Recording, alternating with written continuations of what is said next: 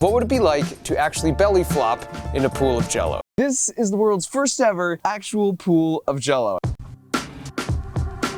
And while it may look simple, it's actually a very difficult engineering challenge to pull off. As proof, if you Google Jello pool, you will either find bad CGI or a handful of videos of people who tried to do this, but it really didn't work out. So today, we're gonna answer possibly the longest standing question from my childhood. What would it be like to actually belly flop in a pool of Jello? But before we do that, I want to talk about what we actually had to go through for the past 6 months to pull this off. The idea of a Jello pool has been on my bucket list for over 4 years. In fact, when Kevin from the Backyard Scientists and I made the 25 million Orbeez pool, our first idea was to do a pool of Jello. But it's really hard, because if you've ever made Jello, you might recall you first have to boil water, then mix in the powder, and then you have to refrigerate it for it to actually get firm. And that's easy enough to do for a small dish, but how do you boil and then refrigerate an entire pool? This seemed like a very worthy engineering challenge.